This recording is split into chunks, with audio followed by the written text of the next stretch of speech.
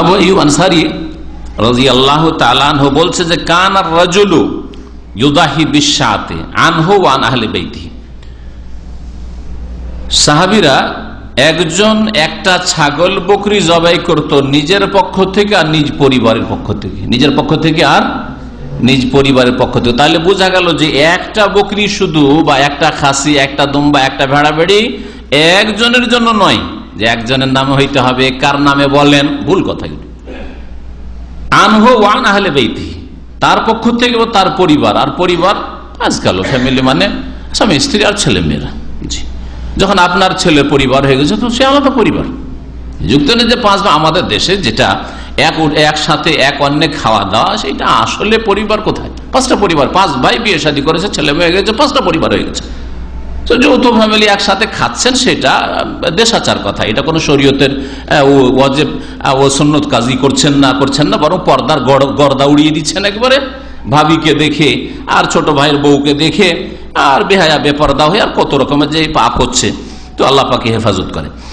তো ফায়াকুলুন ওয়া ইউতঈমুন, সাহাবায়ে কেরাম নিজেরাও খেতেন এবং অন্যদেরকে খাওয়াতেন। হাদিসটি তিরমিজিতে রয়েছে, ইমাম তিরমিজি হাদিসটি বলছেন হাসানুন সাহিহুন, সহিহ হাদিস। জাবের বিন আব্দুল্লাহ রাদিয়াল্লাহু তাআলা আনহু থেকে বর্ণিত, তিনি বলছেন শাহিদতু রাসূলুল্লাহ সাল্লাল্লাহু আলাইহি ওয়াসাল্লাম আল আযহা, নবী সাল্লাল্লাহু আলাইহি ওয়াসাল্লামের সাথে আমি কুরবানিতে উপস্থিত হইলাম, বিল মুসাল্লা ঈদগাহে, ফালাম্মা কাযা খুতবাতাহু, যখন তিনি খুতবা সম্পন্ন করলেন, নাযালা মিন মিম্বারিহি, মিম্বার থেকে নামলেন, ওয়া উতিয়া বিকাবশিন, আর তারপরে একটি দুম্বা নিয়ে আসা হলো। তো মেম্বার থেকে নামার পরে দুম্বা নিয়ে আসা হলো। এর দ্বারা বোঝা গেল যে ঈদের দিনে ঈদের নামাজ আগে হবে না খুতবা আগে হবে? নামাজ আগে হবে, তারপরে খুতবা। জুমার উল্টা, সোজা বুঝে নেন, জুমার উল্টা। জুমাতে খুতবা আগে হয়, তারপরে জুমার নামাজ হয়, আর ঈদে আগে নামাজ হয়ে যাবে আর তারপরে তখন খুতবা হবে। মেম্বার থেকে নামলেন, খুতবা দেওয়ার পরে, বক্তব্যের পরে নিয়ে আসা হলো দুম্বা। ফাযাবাহু রাসূলুল্লাহ সাল্লাল্লাহু আলাইহি বিয়াদিহি, নিজ হাতে রাসূলুল্লাহ সাল্লাল্লাহু আলাইহি ওয়াসাল্লাম জবাই করলেন। এর দ্বারা বোঝা গেল যতই বড় ব্যক্তিত্ব হন না কেন, কোরবানির পশু জবাই করা বা বাড়ির কোনো পশু জবাই করা কোনো মানহানির বিষয় নাই। এত বড় আলেম আল্লামা হয়ে গেছি, এত বড় ব্যক্তিত্ব হয়ে গেছি, আর কোরবানির পশু জবাই করবো? যা কেউ জবাই করায়, আমার অনেক লোক আছে, অনেক ছাত্র আছে, জানতো আমার কোরবানিটা আপনি জবাই করে আসেন না। এইরকম ভাববেন না যে এটা মান পজিশনের ব্যাপার সবার হয়ে গেল, যে সব কাজ করি। অনেকে অনেক কাজকে মনে করে যে এটা কি ছোটদের কাজ, এটা আমার ব্যক্তিত্ব অনেক উপরে চলে গেছে, আর এটা আমার কাজ নয়। যেমন এই কোরবানি সম্পর্কে অনেকের, কোরবানি জবাই করা সম্পর্কে অনেক বড় বড় যারা মান পজিশন আল্লাহ মানুষ, তাদের এরকম ধারণা শয়তান ঢুকাইতে পারে।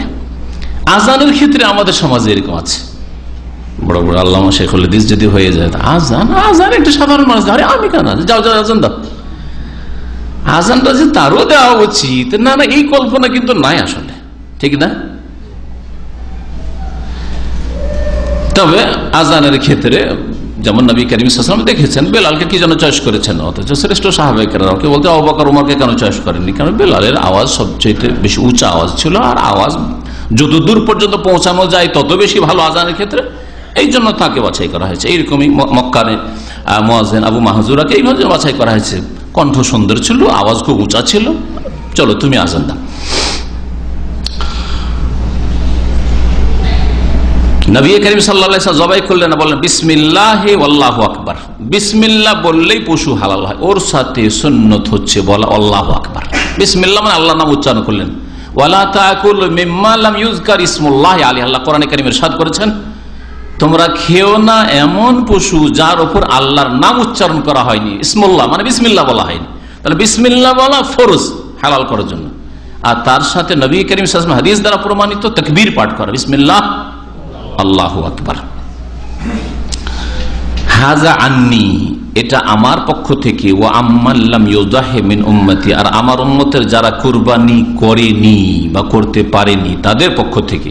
আল্লামা আলবানী রাহমাতুল্লাহ বলছেন হাদিসটা সহিহ, আবু দাউদে রয়েছে হাদিস। তাহলে এর দ্বারা কি বোঝা গেল? কি বুঝলেন? যে একটা কুরবানি করেন রাসূলুল্লাহ সাল্লাল্লাহু আলাইহি ওয়াসাল্লাম, সেটা ছিল দুম্বা, আর শুধু তার পক্ষ থেকে হলো না, যেসব আমার উম্মতের অভাবী লোকেরা কুরবানি করতে পারেনি বা পারবে না, তাদের পক্ষ থেকে আল্লাহ করে দিলাম, তাদের পক্ষ থেকে।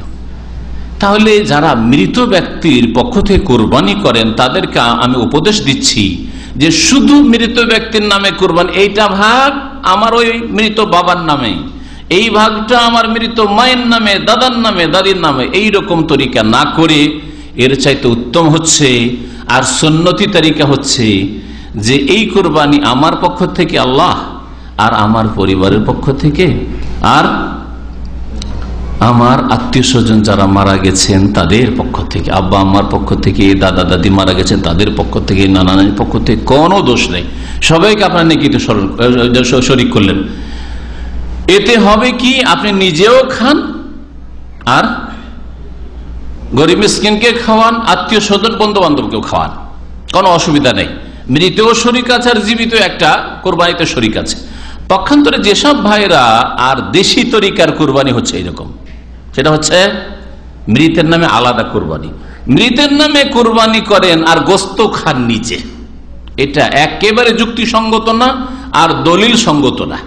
শুধু শুধু মৃতের নামে একটা গোটা কোরবানি মৃত ব্যক্তির নামে নবী করিম সাল্লাল্লাহু আলাইহি ওয়াসাল্লাম কখনো করেননি।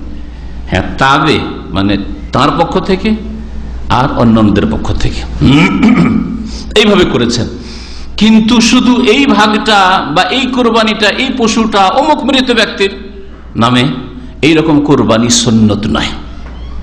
জায়েজ কিনা সুন্নত নয়, তাহলে জায়েজ কিনা? একদল বলছেন যে হ্যাঁ সেটাও সাদকা জায়েজ, অসুবিধা নেই। আর একদল বলছেন যখন নেই প্রমাণিত এইরকম তখন জায়েজ নয়। এটা ওলামাদের ফতোয়া নকল করলাম। আমরা বলি যদি জায়েজও হয় তাহলে সেটা সাদকা, কারণ আপনি গোটা পশুটা দিয়ে মৃত ব্যক্তিকে নেকি পৌঁছাতে চাইছেন, আপনার জন্য, আপনার সচ্ছল স্ত্রী ছেলে মেয়ের জন্য গোস্ত খাওয়া জায়েজ নয়। আপনি তাহলে সাদকার গোস্ত গরিব মিসকিনকে দান করে দেন মৃত ব্যক্তিকে নেকি পৌঁছানোর উদ্দেশ্যে, নেকি পৌঁছানোর উদ্দেশ্যে। আর এইরকম ফতোয়া শুনলে মাথা টেনে নিবে, কচ্ছপের মতো মাথা টেনে নিবে, আর কোরবানি করা হইতো না মৃত্যুর নামে, কারণ খেতেই তো পাবো না, খেতেই তো পাবো না, তাই না? সুন্নতে সোজা হয়ে আসবে, সোজা সুন্নতের কাছে আসবে। জি, আর যদি আপনি করতেই চান যে ঠিক আছে আমি অসুবিধা কি, দান করবো, খাওয়াবো, দান করে দেন, গোস্ত দান করেন, মৃতের নামে কুরবানি করেন আর দান করেন, যেমন অনেক ওলামারাই এইরকম ফতোয়া দিয়েছেন। আল্লাহু আ'লাম।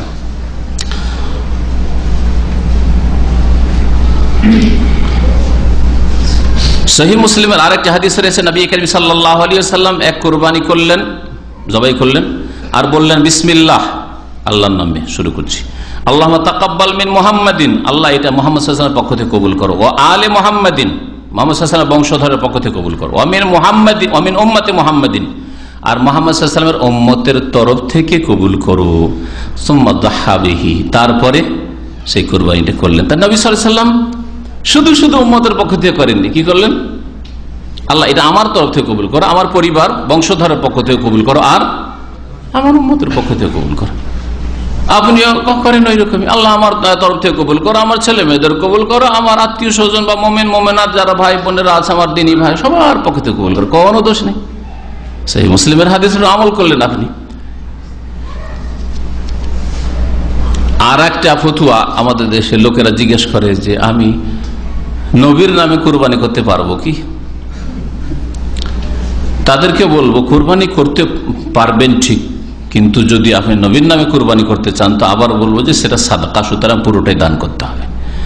আর এইভাবে নবীর নামে আপনার চাইতে আমার চাইতে অনেক বেশি মহব্বত করতেন, অনেক বেশি ভালোবাসতেন কে? কারা? সাহাবায়ে কেরামরা মুহাম্মদ রাসূলুল্লাহ সাল্লাল্লাহু আলাইহি ওয়াসাল্লামকে জান মাল সবকিছুর কুরবানি করেছেন। আমাদের যদি বলা বছরে 12 মাস 1 মাসের বেতন নিয়ে আসেন, ভালো ভালো মানুষ পরেশগারির হাওয়া বেরিয়ে যাবে আর উজু টুটে যাবে, কথা বুঝতে পারছেন? 1 মাসের বেতন চাওয়া হয়েছে, হাওয়া খারিজ হয়ে যাবে। আর আবু বকর রাদিয়াল্লাহু আনহু পুরা মাল বাড়িতে যা আছে নিয়ে এসে দিয়ে দিচ্ছেন, ওমর রাদিয়াল্লাহু তো অর্ধেক। তাহলে আপনার কাছে যদি বলা হয় প্রতি বছরে 6 মাসের বেতন দিয়ে দিতে হবে, দেখি কয়টা লোক বেরোয়, তাহলে বলবেন যে হ্যাঁ আমারও মহব্বত উমরের মতোই আছে। তারপরে এটা তো পয়সার, অনেকে হয়তো এরকম বেরিয়ে যাবে, দা দিয়েই দেবো, আমি উমর হয়ে যাবে, এই যুগের উমর। পয়সা দিয়ে শুধু জান দিয়ে তো হইতে হবে, জান কোরবানি করার জন্য প্রস্তুত থাকতে হবে। হ্যাঁ, আরো যেসব গুণ ওমর রাদিয়াল্লাহু তাআলার মধ্যে ছিল দ্বীনের খেদমতের জন্য, দ্বীনকে শক্তিশালী করার জন্য, সেগুলিও তো আপনার মধ্যে আমার মধ্যে হইতে হবে। তো কি বলছিলাম যে যদি রাসূলুল্লাহ রসুলের নামে কুরবানি